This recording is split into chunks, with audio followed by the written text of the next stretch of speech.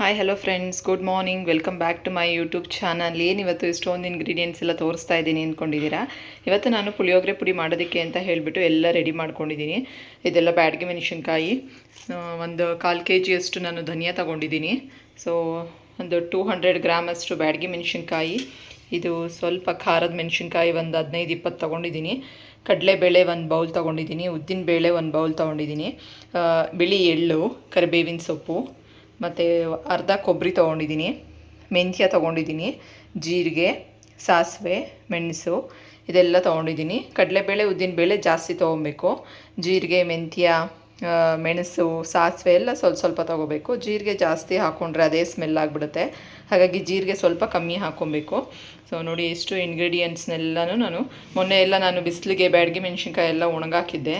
So ಹಾಗಾಗಿ ಇವತ್ತು ಗರಿಗರಿಯಾಗಿ ನೋಡಿ ಹೀಗೆ ಎಷ್ಟು ನೀಟಾಗಿ ಪುಡಿ ಆಗುತ್ತೆ. ಸೌಂಡ್ ಕೇಳಿಸ್ತಾ ಇದೆ ಅನಿಸುತ್ತೆ ನಿಮಗೆ, ಗರಿ ಗರಿ ಸೌಂಡು. ಈಗಂತೂ ತುಂಬ ಬಿಸಿಲಿದೆಯಲ್ಲ, ಹಾಗಾಗಿ ನೀಟಾಗಿ ಎಲ್ಲನೂ ಒಣಗಿದೆ. ಸೊ ನಾನು 2 days ಒಣಗಾಕೊಂಡಿದ್ದೆ. ಸೊ ನೋಡಿ, ಪುಳಿಯೋಗರೆ ಪೌಡ್ರ್ ಮಾಡೋದಕ್ಕೆ ಇಷ್ಟು ಐಟಮ್ಸ್ ಬೇಕು. ನಾನು ಬಾಣಲಿಲಿ ಹುರ್ಕೊಳ್ಳೋಕ್ಕೆ ಅಂತ ಹೇಳಿ ಧನಿಯಾ ಹಾಕ್ಕೊಂಡಿದ್ದೀನಿ. ಸೊ ಧನಿಯಾನ ಸೀಸ್ದಂಗೆ ಸ್ವಲ್ಪ ಸಿಮ್ಮಲ್ಲೇ ಇಟ್ಕೊಂಡು ನಿಧಾನಕ್ಕೆ ಒಂದೇ ಊರಿನಲ್ಲಿ ಹುರ್ಕೊಬೇಕು. ತುಂಬ ಚೆನ್ನಾಗಿರುತ್ತೆ ಪುಳಿಯೋಗರೆ ಪುಡಿ.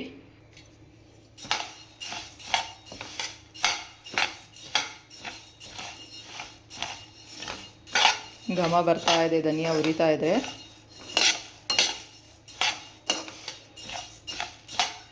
ಪುಳಿಯೋಗರೆ ಪುಡಿಗೆ ಇಷ್ಟೇ ಐಟಮ್ಸ್ ಬಳಸೋವಂಥದ್ದು. ಇದಕ್ಕೆ ಸ್ವಲ್ಪ ಹಿಂಗೆ ಹಾಕ್ಕೊಬೇಕು. ಲಾಸ್ಟಲ್ಲಿ ಪೌಡ್ರೆಲ್ಲ ಮಾಡಿದ್ಮೇಲೆ ನಾವು ಅದನ್ನು ಹಿಂಗಾಗಿ ಮಿಕ್ಸ್ ಮಾಡಿಟ್ಕೊಂಡ್ರೆ ತುಂಬ ಚೆನ್ನಾಗಿರುತ್ತೆ ಸ್ಮೆಲ್ಲು, ಮತ್ತು ತುಂಬ ಚೆನ್ನಾಗಿ ಬೇಗ ಜೀರ್ಣ ಆಗುತ್ತೆ. ರಸಮ್ಗೆ ಅದಕ್ಕೆಲ್ಲ ಹಾಕ್ತೀವಲ್ಲ. ಸೊ ಧನಿಯಾನೂ ಅಷ್ಟೇ ಘಮ ಘಮ ಅಂತ ಸ್ಮೆಲ್ ಬರ್ತಿದೆ. ಧನಿಯಾ ಜಾಸ್ತಿ ತೊಗೋಬೇಕು ನಾವು. ನಾನು ಇದನ್ನೆಲ್ಲ ಒಂದೊಂದು ಬೌಲ್ ತೊಗೊಂಡಿದ್ದೀನಲ್ಲ, ಧನಿಯಾನ ನಾನು 2.5 ಬೌಲ್ ತೊಗೊಂಡಿದ್ದೀನಿ. ಒಂದು 1/4 kg ಅಷ್ಟಿದೆ. 1/4 kgಗಿಂತ ಒಂಚೂರು ಜಾಸ್ತಿನೇ ಇದೆ ಅನಿಸುತ್ತೆ.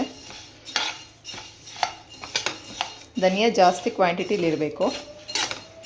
ಪುಳಿಯೋಗರೆ ಪುಡಿ ದೇವಸ್ಥಾನದಲ್ಲಿ ಪ್ರಸಾದಕ್ಕಾಗಲಿ ಅಥವಾ ಮನೇಲಿ ನಾವೇನಾದ್ರು ಪೂಜೆ ಮಾಡಿಸಿದಾಗ ಪುಳಿಯೋಗರೆ ಮಾಡ್ಬೋದು. ಅದಕ್ಕೆ ಯಾವ ರೀತಿ ಹುರ್ಕೊಳ್ಳೋದು ಅಂತ ಹೇಳಿ ನಾನಿವತ್ತು ನಿಮಗೆ ತೋರಿಸ್ಕೊಡ್ತಾ ಇದ್ದೀನಿ. ನಾನು ಪುಳಿಯೋಗರೆ ಪುಡಿ ಯಾಕೆ ಇವತ್ತು ಮಾಡ್ತಾ ಇರೋದು ಅಂತಂದರೆ, ಸೊ ನಮ್ಮ ಊರಿನಲ್ಲಿ ಸ್ಕೂಲಿನ ಮಕ್ಕಳು ಟ್ರಿಪ್ ಹೋಗ್ತಾ ಇದ್ದಾರೆ. ಸೊ ಹಾಗಾಗಿ ಆ ಮಕ್ಳಿಗೋಸ್ಕರ ನಾನಿವತ್ತು ಮಾಡ್ತಾ ಇರೋವಂಥದ್ದು. ನಾನು ಒಂದು 60 ಜನಕ್ಕೆ ಮಾಡಬೇಕು ಪುಳಿಯೋಗರೆ ಗೊಜ್ಜು. ಹಾಗಾಗಿ ಇವತ್ತು ಈಗ ಪುಡಿ ಮಾಡಿಕೊಂಡು ಫ್ರೆಶ್ಶಾಗಿ ಈಗಲೇ ಪುಡಿ ಮಾಡಿ ಗೊಜ್ಜು ಮಾಡಿ ಕಳಿಸ್ಕೊಡ್ತೀನಿ. ಲಾಸ್ಟ್ ಟೈಮು ಮಾಡಿಕೊಟ್ಟಿದ್ದೆ, ಹಾಗಾಗಿ ಅವರು ಇಷ್ಟಪಟ್ಟು ಮತ್ತೆ ಈ ಸಲಿನೂ ಕೇಳಿದ್ದಾರೆ ಸೊ ಮಾಡಿಕೊಡಿ ಅಂತ. ಹಾಗಾಗಿ ಈ ಸಲಿನೂ ಮಾಡ್ತಾ ಇರುವಂಥದ್ದು. ಗೌರ್ಮೆಂಟ್ ಸ್ಕೂಲ್ ಮಕ್ಕಳು ಈಗೆಲ್ಲ ಆಗಲೇ ನವಂಬರ್ ಡಿಸೆಂಬರ್ ಟೈಮಲ್ಲೆಲ್ಲ ಟ್ರಿಪ್ ಹೋಗ್ತಾರಲ್ವ ಸ್ಕೂಲ್ ಮಕ್ಕಳು. ಹಾಗಾಗಿ ಅವ್ರಿಗೆ 1 ಟೈಮ್ಗೆ ಟಿಫನ್ಗೋಸ್ಕರ ನಾನು ಪುಳಿಯೋಗರೆ ಪೌಡರ್ ಮಾಡಿಕೊಡ್ತಾಯಿದ್ದೀನಿ. ಒಂದು 60 ಮೆಂಬರ್ಸ್ ಇದ್ದಾರೆ. 1 ಬೌಲು ಕಡಲೆಬೇಳೆ ಹಾಕ್ಕೊತಾ ಇದ್ದೀನಿ.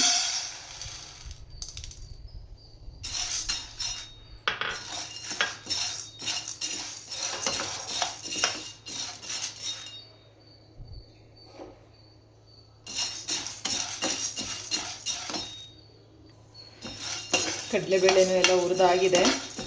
ಸೊ ಇದು ಅಷ್ಟೇ, ಘಮ ಎಷ್ಟು ಚೆನ್ನಾಗಿದೆ ಅಂತ. ಕಡಲೆಬೇಳೆ ಹುರಿತಾ ಇದ್ದರೆ ತುಂಬ ಚೆನ್ನಾಗಿ ಘಮ ಬರ್ತಾ ಇದೆ.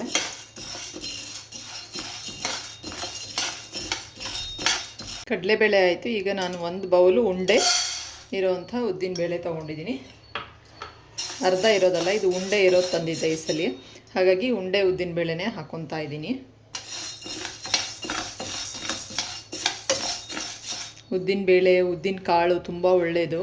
ಕಪ್ಪು ಉದ್ದು ಇರುತ್ತಲ್ವ, ಅದಂತೂ ಮೆಚೂರ್ಡ್ ಆಗಿರೋವಂಥ ಮಕ್ಕಳಿಗೆ ಉದ್ದಿನ ಉಂಡೆ ಮತ್ತು ಸೊ ಇದೆಲ್ಲ ಮಾಡಿಕೊಡ್ತಾರೆ. ಉದ್ದಿನ ಹಿಟ್ಟು ಎಲ್ಲ ಮಾಡಿ ತಿನ್ನಿಸ್ತಾರಲ್ವ. ಮೆಂತ್ಯ ಮತ್ತು ಉದ್ದಿನಬೇಳೆ ಮತ್ತು ಗೋಧಿ ಎಲ್ಲ ಹಾಕಿ ಹುರಿದು ನೀಟಾಗಿ ಮಿಷಿನ್ ಮಾಡಿಸಿ ಉದ್ದಿನ ಹಿಟ್ಟು ಮಾಡಿ ತಿನ್ನಿಸಿದ್ರೆ ಬೆನ್ನಿಗೆ ತುಂಬ ಬಲ ಅಂತ ಹೇಳ್ತಾರೆ. ಹಾಗಾಗಿ ಉದ್ದಿನಬೇಳೆ ತುಂಬ ಒಳ್ಳೆಯದು ಬಾಡಿಗೆ. ಮೆಂತ್ಯನೂ ಹಾಕ್ತೀವಲ್ವ ನಾವು ಪುಳಿಯೋಗರೆಗೆ. ಉದ್ದಿನಬೇಳೆ, ಮೆಂತ್ಯ ಅದೆಲ್ಲ ತುಂಬ ಒಳ್ಳೆಯದು. ಎಲ್ಲ ಕಾಳುಗಳು, ಎಳ್ಳು ಅಷ್ಟೇ ತುಂಬ ಒಳ್ಳೆಯದು. ಮೆಣಸು, ಜೀರಿಗೆ, ಸಾಸಿವೆ, ಕೊಬ್ಬರಿನೂ ಅಷ್ಟೇ, ಅದರಲ್ಲಿ ಎಣ್ಣೆ ಅಂಶ ಇರುತ್ತೆ. ಎಳ್ಳಲ್ಲೂ ಎಣ್ಣೆ ಅಂಶ ಇರುತ್ತೆ. ಸೊ ತುಂಬ ಒಳ್ಳೆಯದು. ಪುಳಿಯೋಗರೆ ತಿಂದರೆ ತುಂಬ ಟೇಸ್ಟು ಮತ್ತು ಹೆಲ್ದಿಗೂ ಕೂಡ ಒಳ್ಳೆಯದು. ಈಗ ಉದ್ದಿನ ಬೇಳೆನೂ ಕಲರ್ ಬಂದಿದೆ. ಇದಂತೂ ತುಂಬ ಘಮ ಘಮ ಅಂತ ಸ್ಮೆಲ್ ಬರ್ತಾ ಇದೆ, ತುಂಬ ಚೆನ್ನಾಗಿದೆ ನೋಡಿ. ಈ ರೀತಿ ಮೀಡಿಯಮಾಗಿ ಹುರ್ಕೊಬೇಕು. ನೆಕ್ಸ್ಟ್ ಉದ್ದಿನ ಬೇಳೆ ಆದಮೇಲೆ ಜೀರಿಗೆ ಹುರ್ಕೊಬೇಕು. ಜೀರಿಗೆನೂ ಅಷ್ಟೇ ಚಿಟಪಟ ಅಂತ ಸೌಂಡ್ ಬರುತ್ತೆ, ಅಲ್ಲಿ ಗಂಟ ನೀಟಾಗಿ ಹುರ್ಕೊಬೇಕು. ಒಂದೊಂದು ಇಂಗ್ರೀಡಿಯೆಂಟ್ಸು ಅಷ್ಟೇ ಅದರದ್ದೇ ಆದ ಒಂದು ಘಮ ಇರುತ್ತೆ. ಸೊ ಜೀರಿಗೆದೇ ಒಂಥರ ಘಮ, ಒಂಥರ ಫ್ಲೇವರು. ಈಗ ನೆಕ್ಸ್ಟು ಮೆಂತ್ಯ.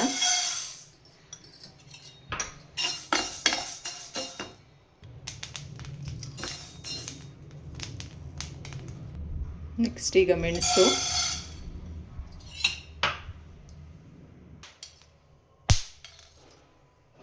ನಂತರ ನಾನು ಬಿಳಿ ಎಳ್ಳು ಹಾಕೋತಾ ಇದ್ದೀನಿ. ಇದೆಲ್ಲ ರೋಸ್ಟೆಡ್ಡೇ. ಈಗ ಚಳಿಗಾಲ ಆಗಿರೋದ್ರಿಂದ ಬಾಡಿಗೆ ಆಯಿಲ್ ಕಂಟೆಂಟ್ ಇರೋವಂಥ ಐಟಮ್ಸು ತುಂಬ ಬೇಕಾಗಿರುತ್ತೆ, ಯಾಕಂದರೆ ಮೈಕೈ ಎಲ್ಲ ಹೊಡಿತಾ ಇರುತ್ತೆ. ಹಾಗಾಗಿ ಆಯಿಲ್ ಕಂಟೆಂಟ್ ಇರೋವಂಥ ಐಟಮ್ಸ್ನ ತುಂಬ ತಿನ್ನಬೇಕು, ಇಲ್ಲ ಡ್ರೈ ಆಗ್ತಾ ಇರುತ್ತೆ. ಇಷ್ಟೊಂದು ಬೌಲಷ್ಟು ಕರಿಬೇವಿನ ಸೊಪ್ಪು ಹಾಕ್ಕೊತಾ ಇದ್ದೀನಿ.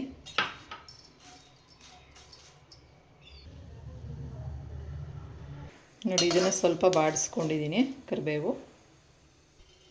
ಈಗ ಸ್ವಲ್ಪ ಸಾಸಿವೆ,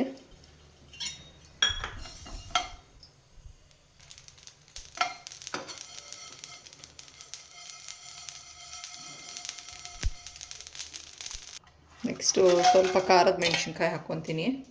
ನಾವು ಅಂಗಡಿಲಿ ಪುಳಿಯೋಗರೆ ಪೌಡರ್ ಏನಾದರೂ ತಂದಾಗ ಅದರಲ್ಲಿ ಸಾಸಿವೆ, ದಪ್ಪ ದಪ್ಪ ಸಾಸಿವೆನೇ ತುಂಬ ಹಾಕ್ಬಿಟ್ಟಿರ್ತಾರೆ. ಸೊ ಅದಿಷ್ಟ ಆಗಲ್ಲ. ಮತ್ತು ಒಂಥರ ಸ್ವೀಟ್ ಸಕ್ಕರೆ ಥರ ಬಾಯಿಗೆಲ್ಲ ಸಿಗ್ತಾ ಇರುತ್ತೆ, ಅದು ಇಷ್ಟ ಆಗಲ್ಲ. ಹಾಗಾಗಿ ನಾನೇ ಮನೆಯಲ್ಲೇ ಮಾಡ್ಕೊಳ್ಳೋ ಅಂಥದ್ದು. ನೆಕ್ಸ್ಟು ಬ್ಯಾಡಗಿ ಮೆಣಸಿನ್ಕಾಯಿ ಹಾಕ್ಕೊತಾ ಇದ್ದೀನಿ ಹುರಿಯೋದಕ್ಕೆ. ಸ್ವಲ್ಪ ಘಾಟ್ ಆಗುತ್ತೆ, ಹಾಗಾಗಿ ನಿಧಾನಕ್ಕೆ ಹುರ್ಕೊಬೇಕು. ನಾನು ಬ್ಯಾಡಗಿ ಮೆಣಸಿನ್ಕಾಯಿನೆಲ್ಲ ಸ್ವಲ್ಪನೇ ಹಾಕ್ಕೊಂಡು ಹುರ್ಕೊತಿದ್ದೀನಿ. ಎಲ್ಲ ಒಂದೇ ಸಲ ಹುರಿಯೋಕೆ ಹೋದರೆ ಒಂದೊಂದು ಹುರಿದಂಗೆ ಆಗಿರುತ್ತೆ. ಸಾರಿ, ಇನ್ನೊಂದು ಹುರಿಯೋದಕ್ಕಾಗಲ್ಲ. ಹಾಗಾಗಿ ಸ್ವಲ್ಪನೇ ಒಂದು 4-5 ಸತಿ ಹುರ್ಕೊತಾ ಇದ್ದೀನಿ. ನೆಕ್ಸ್ಟ್ ಈಗ ಲಾಸ್ಟ್ ಇಂಗ್ರೀಡಿಯೆಂಟು ಕೊಬ್ಬರಿ ಎಲ್ಲ ಸ್ವಲ್ಪ ಕಟ್ ಮಾಡಿ ಹಾಕ್ಕೊಂಡಿದ್ದೀನಿ. ಸೊ ಇಷ್ಟು ಐಟಮ್ಸ್ಗಳನ್ನ ಪುಳಿಯೋಗರೆ ಪೌಡರಿಗೆ ನಾವು ಹುರ್ಕೊಬೇಕು. ನೆಕ್ಸ್ಟು ಇದೆಲ್ಲ ಸ್ವಲ್ಪ ಬಿಸಿಲಲ್ಲಿ ಒಣಗಾಕ್ಕೊತೀನಿ, ಆಮೇಲೆ ಪುಡಿ ಮಾಡ್ಕೊಳ್ಳೋದು. ನಾನು ಮಿಕ್ಸಿ ಜಾರಲ್ಲೇ ಪುಡಿ ಮಾಡ್ಕೊತೀನಿ. ಇಷ್ಟಾಗಿದೆ ಪುಳಿಯೋಗರೆ. ಇದು ಎಲ್ಲ ಹುರಿದಿರೋ ಅಂಥದ್ದೆಲ್ಲ ಇದೆಲ್ಲ ಒಂದು ಪೇಪರ್ ಮೇಲೆ ಹಾಕ್ಕೊಂಡಿದ್ದೀನಿ. ಒಂದು 1/2 ಅವರ್ ಆಯಿತು ಹುರಿಯೋದಕ್ಕೆ. ಒಂದು 1/2 ಅವರ್ ತೊಗೊಂತು. ಮೆಣಸಿನ್ಕಾಯಿ ಎಷ್ಟು ಗರಿಗರಿಯಾಗಿದೆ ನೋಡಿ. ಇದನ್ನು ಸ್ವಲ್ಪ ಒಂದು 1/4 ಗಂಟೆ ಬಿಸಿಲಲ್ಲಿ ಒಣಗಾಕ್ಕೊಂಡು ಬರೋಣ, ಆವಾಗ ಪುಡಿ ಚೆನ್ನಾಗಿ ಬರುತ್ತೆ. ಸೊ ಇಷ್ಟು ಇಂಗ್ರೀಡಿಯೆಂಟ್ಸ್ ಯೂಸ್ ಮಾಡಿ ಮಾಡೋ ಅಂಥದ್ದು ಪುಳಿಯೋಗರೆ ಪೌಡರು. ಬೇಗ ಮಾಡ್ಕೊಬೋದು ಮನೇಲಿ, ಬೇಕಂದರೆ ಅವಾಗವಾಗ ಒಂದು ವೀಕ್ಗಾಗೋ ಅಷ್ಟು ಮಾಡಿಟ್ಕೋಬೋದು. ತುಂಬ ಹಳೆ ಪುಡಿ ಆದರೆ ಚೆನ್ನಾಗಿರೋದಿಲ್ಲ. ಹಾಗಾಗಿ ಈಗ ಇದೆಲ್ಲ ಸ್ವಲ್ಪ ಹೊತ್ತಾದಮೇಲೆ ಈಗ ಮಾಡ್ಕೊಂಬಿಡ್ತೀನಿ. ಆಮೇಲೆ ಕೆಳಗಡೆ ಇರೋವಂಥದ್ದನ್ನೆಲ್ಲ ಪುಡಿ ಮಾಡೋಣ ಅಂತ. ಪುಡಿ ನೋಡಿ ಯಾವ ರೀತಿ ಕಲರ್ ಬಂದಿದೆ. ಬ್ಯಾಡಗಿ ಮೆಣಸಿನ್ಕಾಯಿ ಹಾಕಿದ್ರೆ ತುಂಬ ಚೆನ್ನಾಗಿ ಕಲರ್ ಬರುತ್ತೆ. ಈಗ ಗ್ರೈಂಡ್ ಮಾಡ್ತಾ ಇದ್ದೀನಿ ಎಲ್ಲನೂ. ನೋಡಿ ಪುಳಿಯೋಗರೆ ಪೌಡರ್ ರೆಡಿಯಾಗಿದೆ. ಎಲ್ಲ ನೀಟಾಗಿ ಮಿಕ್ಸ್ ಮಾಡಿದ್ದೀನಿ. ಸೊ ನಾನು 1/4 kg ಧನಿಯಕ್ಕೆ ಮಾಡಿರೋವಂಥದ್ದು ಇಷ್ಟಾಗಿದೆ. 1 kgನೇ ಆಗಿದೆ ಅನಿಸುತ್ತೆ ಪೌಡರು ತೂಕ ಹಾಕ್ಸಿದ್ರೆ.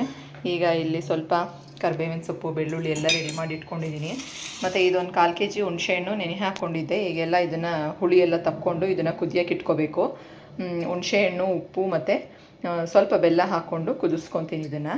ಸೊ ಪುಡಿ ಅಂತೂ ತುಂಬ ಚೆನ್ನಾಗಿ ಕಲರ್ಫುಲ್ಲಾಗಿ ತುಂಬ ಚೆನ್ನಾಗಾಗಿದೆ ಪುಳಿಯೋಗರೆ ಪುಡಿ.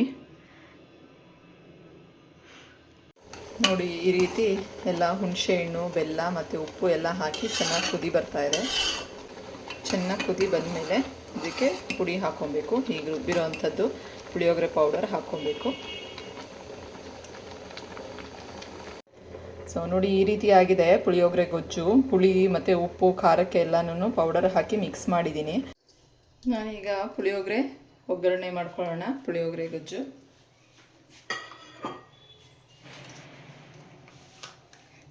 ಈಗ ಒಂದು ಅರ್ಧ ಲೀಟ್ರಷ್ಟು ಎಣ್ಣೆ ಹಾಕ್ಕೊತಾ ಇದ್ದೀನಿ. ಪುಳಿಯೋಗರೆಗೆ ಸ್ವಲ್ಪ ಎಣ್ಣೆ ಜಾಸ್ತಿನೇ ಬೇಕು. ಹಾಗಾಗಿ ಈಗ ನಾನು ನೆಕ್ಸ್ಟ್ ಒಗ್ಗರಣೆಗೆ ಕಡಲೆ ಬೀಜ, ಉದ್ದಿನಬೇಳೆ, ಕರಿಬೇವಿನ ಸೊಪ್ಪು, ಬೆಳ್ಳುಳ್ಳಿ ಮತ್ತು ಖಾರದ ಮೆಣಸಿನ್ಕಾಯಿ 3 ತೊಗೊಂಡಿದ್ದೀನಿ. ನೆಕ್ಸ್ಟು ಈಗ ಬಾಣಲಿ ಇಟ್ಕೊಂಡು ಬಾಣಲಿಗೆ ಎಣ್ಣೆ ಹಾಕ್ಕೊಂಡಿದ್ದೀನಿ. ಎಣ್ಣೆ ಕಾಯ್ತಾ ಇದೆ. ಈಗ ನೆಕ್ಸ್ಟ್ ಹಾಕ್ಕೊತೀನಿ. ಆಲ್ರೆಡಿ ಆಗಿದೆ ಕಡಲೆ ಬೀಜ, ಎಣ್ಣೆಯಲ್ಲಿ ಕರೆದಿದ್ದೀನಿ. ಇದನ್ನು ಒಂದು ಬೌಲ್ಗೆ ಎತ್ತಿಟ್ಕೊಂಡ್ಬಿಡ್ತೀನಿ. ಒಂದು ಬೌಲಲ್ಲಿ ಹಾಕಿ ಎತ್ತಿಟ್ಬಿಡ್ತೀನಿ. ನೆಕ್ಸ್ಟ್ ಈಗ ಸ್ವಲ್ಪ ಉದ್ದಿನಬೇಳೆ ಹಾಕ್ಕೊತೀನಿ.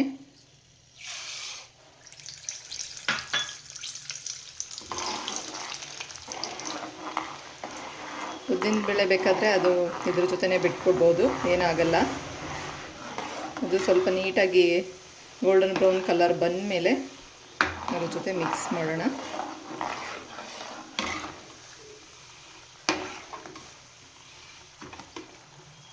ಸ್ವಲ್ಪ ಸಾಸಿವೆ ಹಾಕ್ಕೊತೀನಿ.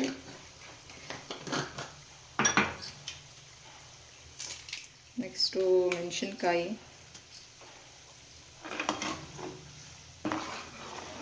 ನೆಕ್ಸ್ಟ್ ಅದಕ್ಕೇ ಕರ್ಬೇವಿನ ಸೊಪ್ಪು, ಬೆಳ್ಳುಳ್ಳಿ ಎಲ್ಲ ಹಾಕ್ಕೊತೀನಿ.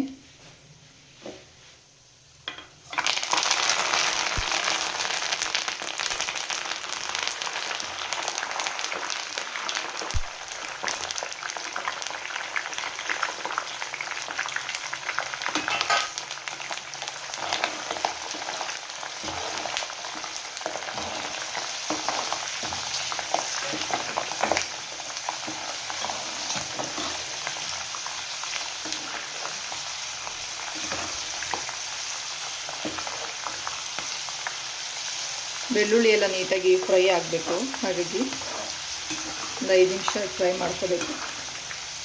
ನೋಡಿ, ಉದ್ದಿನಬೇಳೆನೂ ಆಲ್ರೆಡಿ ಕಲರ್ ಬರ್ತಾ ಇದೆ.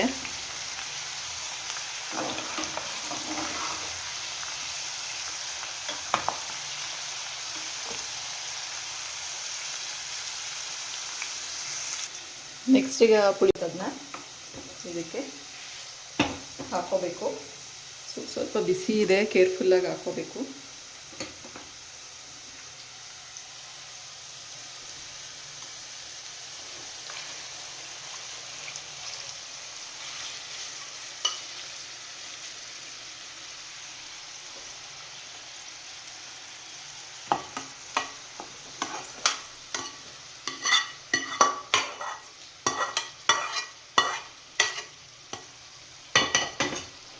ನೋಡಿ, ಫುಲ್ಲು ಎಲ್ಲ ಅದರೊಳಗೆ ಹಾಕ್ಕೊಂಬಿಟ್ಟೆ. ಈಗ ನೀಟಾಗಿ ಇದು ಎಣ್ಣೆ ಎಲ್ಲ ತಳಕ್ಕೆ ಹೋಗೋ ಥರ ನೀಟಾಗಿ ಮಿಕ್ಸ್ ಮಾಡ್ಕೋಬೇಕು. ಇದು ಎಣ್ಣೆ ತುಂಬ ಕುಡಿಯುತ್ತೆ ಪುಳಿಯೋಗರೆ, ಯಾಕಂದರೆ ಎಲ್ಲ ಕಾಳುಗಳೆಲ್ಲ ಹಾಕಿ ಮಾಡಿದ್ದೀವಲ್ಲ, ಹಾಗಾಗಿ ಎಣ್ಣೆ ತುಂಬ ಎಳೆಯುತ್ತೆ. ಎಷ್ಟು ಘಮ ಘಮ ಅಂತ ಸ್ಮೆಲ್ ಬರ್ತಾ ಇದೆ ಗೊತ್ತಾ.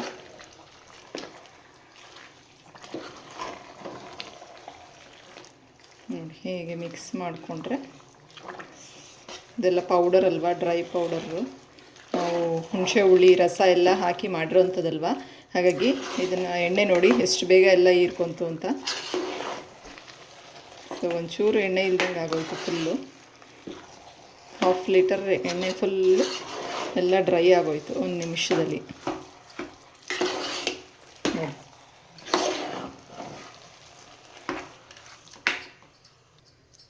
ಸೊ ನೋಡಿ, ಪುಳಿಯೋಗರೆ ಪುಡಿ ಗೊಜ್ಜು ಎಲ್ಲ ಆಯಿತು.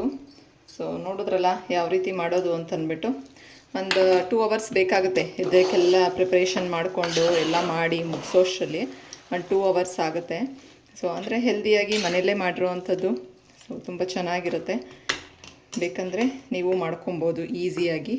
ನೆಕ್ಸ್ಟ್ ಈ ಕಡೆ ಕಡಲೆಬೀಜ ಎಲ್ಲ ಎತ್ತಿಟ್ಕೊಂಡಿದ್ದೀನಲ್ಲ, ಸೊ ಅದನ್ನು ಆಮೇಲೆ ಹಾಕ್ಕೊಂಡು ಒಂದು ಬಾಕ್ಸಿಗೆ ಹಾಕಿ ಸಪ್ರೇಟು ಮಿಕ್ಸ್ ಮಾಡೋವಂಥದ್ದು. ಸೊ ಇವತ್ತಿನ ವ್ಲಾಗ್ ನಿಮಗೆಲ್ಲ ಇಷ್ಟ ಆಗಿದೆ ಅಂತ ಅಂದ್ಕೊಂಡಿದ್ದೀನಿ. ಇಷ್ಟ ಆದರೆ ಪ್ಲೀಸ್ ಹೋಗಿ ಒಂದು ಲೈಕ್ ಮಾಡಿ, ಸಬ್ಸ್ಕ್ರೈಬ್ ಮಾಡ್ಕೊಳ್ಳಿ. So thank you so much. Have a nice day. Bye bye. Cooking video ಬೇಕು ಅಂದರೆ ಕಮೆಂಟ್ ಮಾಡಿ, ಯಾವ ವಿಡಿಯೋ ಬೇಕು ಅಂತ ಹೇಳಿ. ಸೊ ಅದನ್ನು ಮಾಡೋಕ್ಕೆ ಟ್ರೈ ಮಾಡ್ತೀನಿ. Thank you. Bye bye.